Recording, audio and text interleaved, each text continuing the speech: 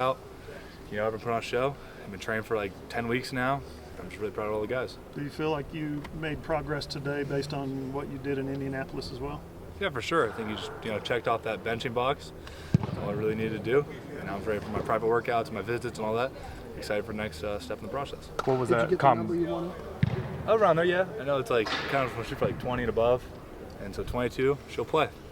What was that combine experience just like for you? Was it crazy, hectic? For sure. Yeah. Really surreal. Just the whole experience and a lot that goes into it. Before just running your 40, you got to do all sorts of stuff 4 or 5 days before. But I think it all the training worked out, paid off. I'm excited that I was able to put on a show. What was the mental aspect of it like? Answering the questions, going through that process. I'm good at interviews. You guys had me prepared. That was the easy part. As compared to some other people, but. You just got to be prepared. You never know what they're going to ask, all sorts of questions you're going to get. But, all the training I've had with you guys and, and Mike and Pat, they got me ready for that moment and everything. And then the football stuff's easy. I can talk football all day. But it was a great experience. You seem to enjoy that part of it, though. That's part of you, isn't it?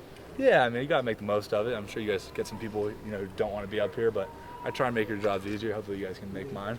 But, yeah. Did you get any weird questions from interviews and stuff? No, I think they had I got prepared for a lot of weird. You do interview prep and got a lot of weird stuff to be prepared for.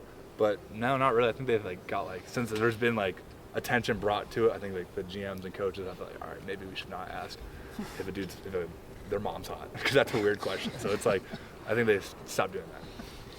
Did the medical people get all over your elbow? Yeah, everything. I was medical all day. Even if it's an injury back in middle school, they'll have to do it. So it's pretty extensive. Ethan said they looked at some of his high school offensive tape. Did they do any of that with you? No.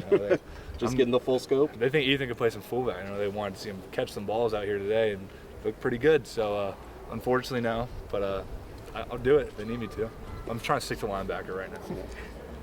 Taking the samurai sword to the NFL locker room? We'll see. I'm sure they'll have a little stricter rules, but once maybe a few years in. But as of right now, no weapons in the teams. Any thoughts on Jaron moving to tight end and what he maybe brings to the table? Yeah, I think for him, right now it's a pretty good move for him. I think he busts his tail more than anyone. I think right now he's really just adjusting to it and just what it takes to be a good tight end. Do you think you could cover him? 100%. I think there's still levels to it. I think right now he's trying to, he's right there at beginner, and for me right now I'm kind of a veteran compared to him. You excited to see Venables call the defense again? I think that's great. That's amazing. When Coach Alley left, I didn't think there was anyone else that could really fill that role besides Coach Venables himself.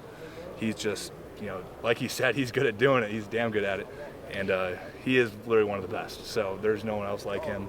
Great defensive coordinator, great head coach, and I think it's going to be a perfect role. Learning under him, how much do you think that's helping you here going forward? Oh, it's everything. That the mentorship that I've gotten from Coach Venables is huge. Just from how I am as a person to the defensive schemes, the knowledge that I've had, it's all credit to him.